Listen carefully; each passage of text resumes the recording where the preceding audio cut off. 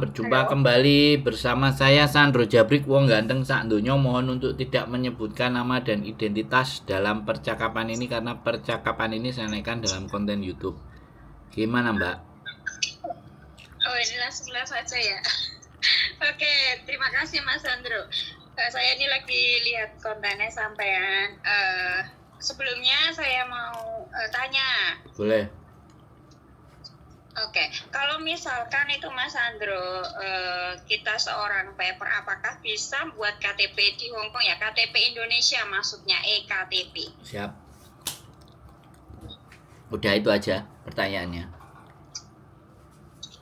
Ya, karena butuh eKTP dan sedangkan posisinya sekarang lagi paper, Oke. bukan TKW. Oke. Sudah? Ya, Gini, Mbak. itu aja. Ha-ha. Cara prosesnya bagaimana? Oke, gini. Paper itu kan status sampean sama pemerintah Hong Kong kan. Tapi status Ya. kita sebagai warga negara Indonesia kan tetap ada kan. Nah, jadi kalau sampean mau daftar, sebaiknya ikuti aja syarat-syarat yang diminta oleh KJRI. Syarat yang diminta oleh KJRI itu akte lahir sama KK. Nah, akte lahir sama KK dari Indonesia sampean suruh kirim, sampean punya, sudah bawa aja ke KJRI. Nah, untuk bertanya bahwa sampean boleh bikin atau tidak, itu yang jawab KJRI. Tapi menurut saya harusnya bisa. Harusnya lo ya. Menurut saya sih. Bisa dipahami nggak? Oh, bisa. Nah, karena salah Tidak satu. punya akte. Saya tak ngomong dulu Mbak ya. Saya tak ngomong dulu. Nanti pertanyaan berikutnya sampean sambung ya. Sambung. Nanti saya kasih kesempatan. Saya tak ngomong ya. Jadi Siap. syaratnya itu akte sama KK untuk pembuatan KTP. Nah, sebenarnya tujuannya KJRI pun sebenarnya benar. Kalau ternyata kayak sampean-sampean yang paper dan OS itu ternyata boleh dan bisa, maka OS dan paper itu bisa terdata sama pemerintah. Itu jauh lebih keren. Bisa dipahami nggak? Artinya kita bisa, pemerintah itu akan bisa menghitung seberapa banyak manusia Indonesia, baik yang resmi, yang OS, yang paper, bisa terdata semuanya kalau seandainya mereka mau melayani. Nah, oke. Itu kalau penjelasan dari saya. Jadi yang menentukan bisa atau tidaknya nanti di KJRI. Tapi menurut saya coba aja sampean ke sana, tapi bawa akte sama KK yang asli wis. Sekarang mau tanya apa sekarang sampean? Monggo. Nah, itu kalau di KJRI itu kita menghadapnya sama siapa?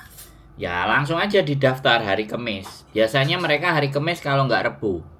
Sampean pantengin aja fanpage-nya, atau sampean kalau datangnya hari biasa sampean bertanya aja atau telepon dulu.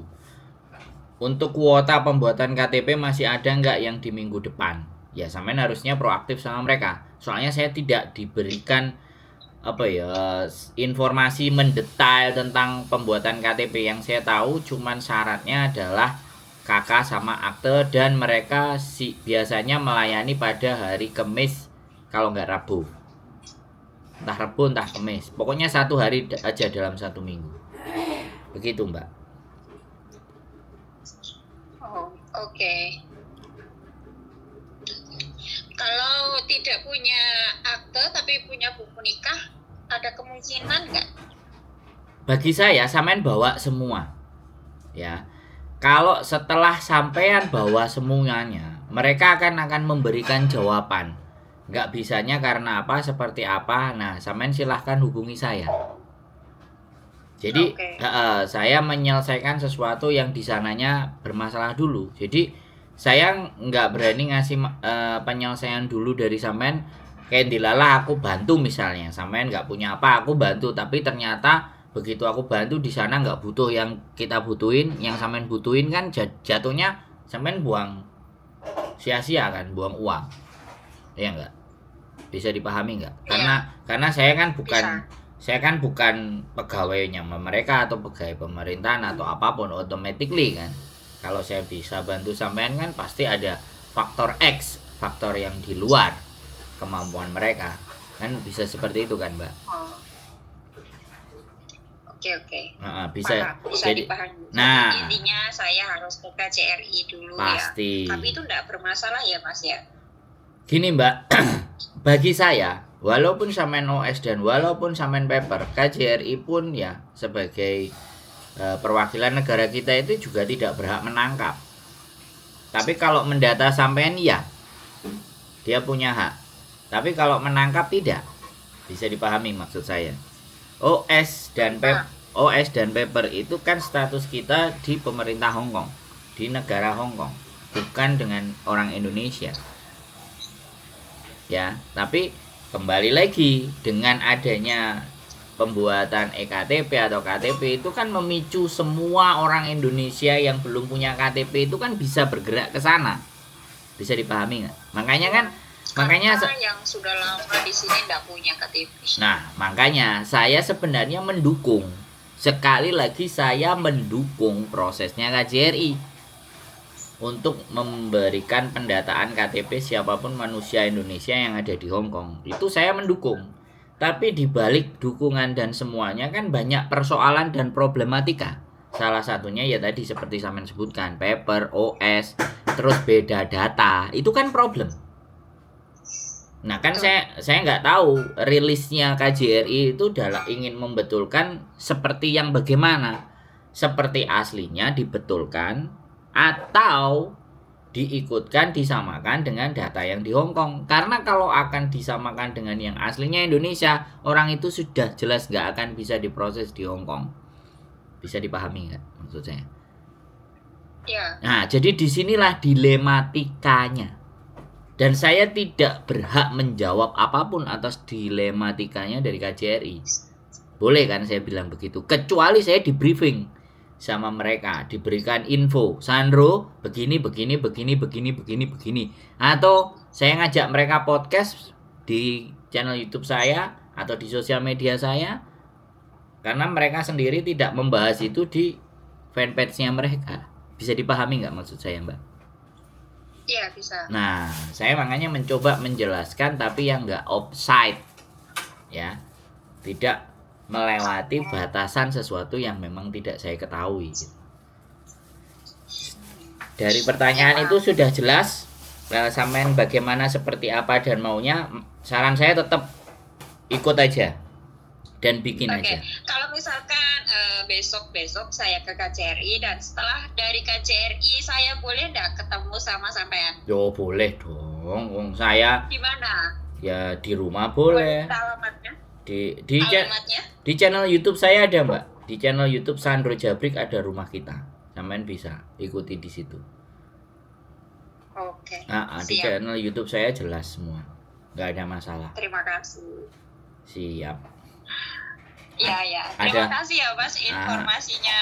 Sukses selalu, sehat selalu bersama keluarga. Siap. Assalamualaikum. Yo, waalaikumsalam warahmatullahi wabarakatuh. Ya teman-teman semuanya, sekali lagi ya saya tidak mau mendahului informasi dari apa yang akan nanti disampaikan oleh KJRI, tapi pastinya di KJRI tidak memberikan informasi secara detail. Teman-teman yang tidak mempunyai syarat, teman-teman yang gak cukup syaratnya itu harus bagaimana dan seperti apa, terus teman-teman yang beda data itu bagaimana. Karena kalau hanya campaign hanya mengumumkan bikin KTP di KJRI, syaratnya akte sama KK, udah. Kalau nggak ada itu ya nggak bisa, nggak disampaikan. Ya, sekali lagi saya tidak ingin memberikan informasi yang overlapping, yang mendahului. Biarkan KJRI sendiri yang memberikan informasinya sedetail mungkin, seakurat mungkin sehingga kalian memahaminya. Makanya tak suruh langsung ke sana. Ya, sekali lagi, saya juga nggak ngerti humasnya, hubungan masyarakatnya KJRI bagaimana, siarannya KJRI juga bagaimana, menginformasikannya juga bagaimana. Pada intinya ketika saya hanya mendukung KJRI saja kalau ada layanan atau pelayanan terhadap pembuatan KTP Indonesia. Saya hanya mendukung itu aja. Untuk persyaratan dan lain-lain dan semuanya silahkan ditanyakan ke KJRI fanpage-nya KJRI ada, nomor teleponnya ada, customer care-nya juga ada, silahkan ke sana. Itu saja. Tapi alangkah bijaknya kalau saya menyarankan teman-teman untuk bisa ke sana. Karena dengan data dan informasi yang masuk, itu akan banyak hal yang bisa diperbaharui. Itu kalau mereka benar-benar ngerjainnya. Kalau nggak benar, itu bukan tanggung jawab saya. Keep stay tune with YouTube channel and see you next video. Bye-bye.